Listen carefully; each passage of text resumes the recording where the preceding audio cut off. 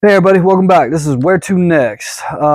So just to get into it, I want to make a video on purchasing a vehicle here in Belize. If you're coming to Belize, you're looking to stay a while, you're looking to purchase a vehicle here in Belize rather than bring one in as an import. I did a video on importing a vehicle into Belize and what the cost and all that would be a few months ago.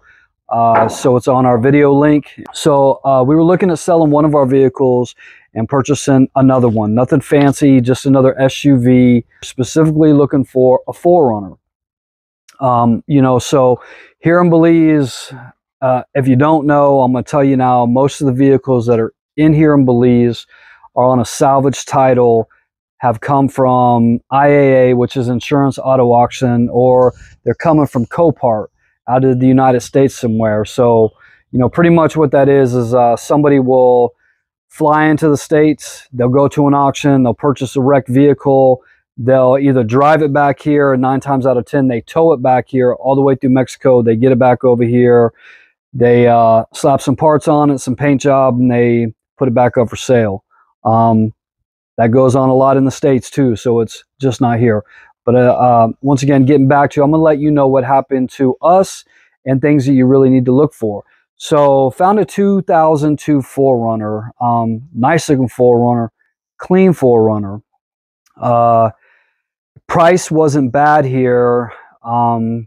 Vehicles are more expensive here in Belize, even used vehicles, simply because, like I said, nothing is manufactured here. It's not like you can just go down to 15 to 20 different used car lots on any given day and purchase a used car. It's pretty much here you gotta pick out of the choices that are given, and there aren't many. So found a 4Runner on Marketplace. Everything's pretty much done on Marketplace around here. Beautiful 4Runner, clean inside and out, 2002, listed with 148,500 miles on it. I'm going to read you exactly what the listing said here. I'm going to be putting pictures up so you can see the descriptions throughout this video. So the description was a 02 4Runner V6 6-cylinder, 3.4 liters, cold AC, 4 new tires, no oil leak, good transmission, good engine, full tinting, full extras, which I'm not going to disagree with the listing. The listing was accurate. Pretty much everything on that listing was accurate. So drove all the way out to go look at this 4Runner. Of course, here, gas isn't cheap. It's, 13, almost 14 Belizean a gallon. And, it's not like these cars are right here around where you're at. Just to go look at this one, we had to drive home almost an hour. So drove almost an hour to go look at this 4Runner, and it was exactly as advertised. This thing was clean. It was at a good price. So I'm sitting there talking to the guy, and I'm telling him that I'm going to run the VIN number on this 4Runner. So that brings me to my first point. Run VIN numbers. You have to run the VIN numbers on these vehicles if you want to know what is going on. Run the VIN number. Run the VIN number. Run the VIN number. It will give you everything that you need to know on that vehicle. That being said, I told the guy selling it, I said, listen, I'm going to run the VIN number. Oh yeah, run the VIN number. It's never been in an accident. It's the best 4Runner that you're ever going to find here. You're going to run into a lot of that here. A lot of people actually think that you're not going to do what you say. If you tell somebody that you're going to run that VIN number, run the VIN number. So what do? I take some pictures of the 4Runner. As you can see here, I took some pictures of the 4Runner while I was there. Like I said, everything seemed to be good. I just needed to get back to where I had better internet service and run the VIN number. So drive back, told the guy that I would be in contact with him soon, that if everything went good, that we'd be back and we'd purchase the 4Runner from him. So what he was asking for the 4Runner would have been 20,000 Belizean, so 10,000 American. So once again, that's kind of pricey for a 2-wheel drive 02 4Runner, but we're here in Belize, so you have to take into account the value of that 4Runner in the States, being a 2-wheel drive, is anywhere from $4,500 to $7,000 US is what the book value of that 4Runner is in the States. Now, somebody brought that vehicle all the way here and had to pay import duties on it.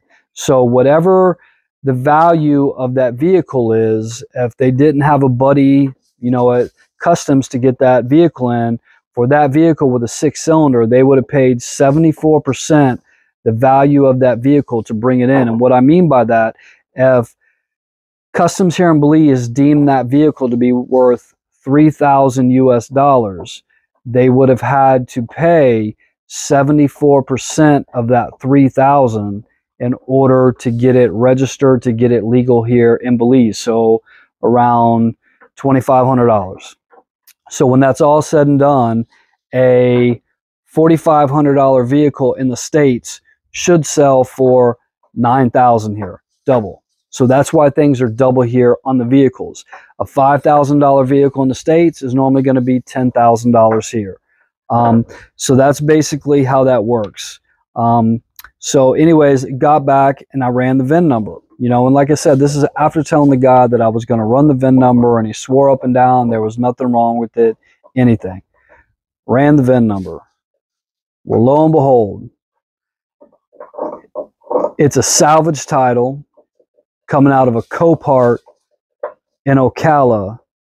That 4Runner was sold for $1,200 at Copart.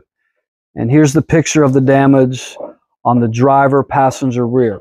It wasn't a lot of damage, but for whatever reason, the insurance company back in the States figured that it was more to fix that 4Runner than it was just to basically total it out. So they totaled it out. So somebody bought that 4Runner at a Copart from Ocala for $1,200, brought it all the way through Mexico, and it ended up here.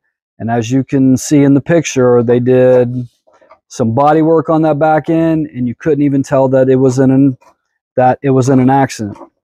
Now, that was the first thing, and I hadn't contacted him yet. I wanted to go back there and personally kind of catch him off guard to see what he said. The second thing is, like I said, the mileage on the Speedo head cluster that he has in the 4Runner says 148,500 miles. That's what's on the Speedo head cluster on the 4Runner that he was selling. And here's another picture of this. This is what he had in his Facebook Marketplace ad. So it's not just that the vehicle was in a wreck. It was a total vehicle. It was a salvage title. Somebody knew that they weren't going to be able to sell that 4Runner with the actual mileage that it had on it. And good thing it went through the auction, because they'll tell you that. So the actual mileage on that 4Runner was 300,509 miles. Boom. Double. A lot of people do this. A lot of people do it in the States. A lot of people do it in the States. They will go around to junkyards.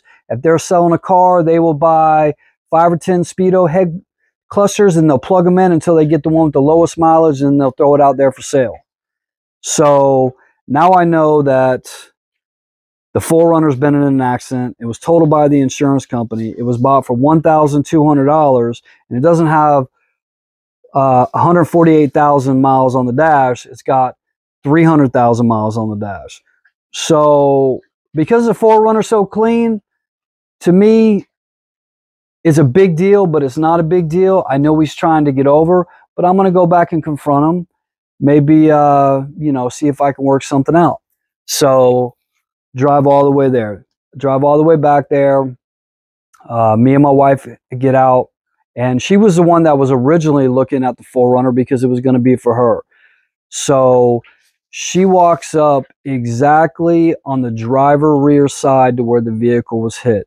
And let me tell you what, this guy comes out of his little shop and he comes around the corner and he's like, "Oh my God, you're not going to believe I just found out that that vehicle was in an accident." No, you didn't. You knew it was in an accident. You knew it didn't have 148,000 miles on it, and you didn't think I was going to check the VIN. And that's why I tell you, if you're going to purchase a vehicle here in Belize, run the VIN. There's people out there that aren't going to like me here because I'm saying that, and I don't care. I'm going to bring people the truth. Whether it's here, back in the States, it doesn't matter. The truth is always going to come to light. I don't care. You're trying to rip people off. It's not right. That being said, make sure you run the VIN number. Look on the reports on the VIN number. If it wasn't sold through auction, see who last had it. See what the mileage was on it. You know, really look at it. See if there's a lot of rust on the frame. So anyways, we could have made a deal with this guy. I probably, after what I knew about it, you know, just to be fair, because like I said, now I know that it's a salvage title. It's been in an accident. It's got over 300,000 miles. Well, it's on the very low end of what it's worth. But I also don't know what they did at customs. So I figure a fair price is 8,000 Belize, 4,000 American is what I would give him for the vehicle. But the guy continued to play us for stupid like he didn't know. Then he switches his story and he knows it was bought at an auction in Ocala, but somewhere between Ocala and Belize, it stopped in Mexico and had the work and the Speedo head cluster in it. So all of a sudden, this guy knows the entire history on the vehicle from the Copart auction in Ocala, Florida, all the way to Belize.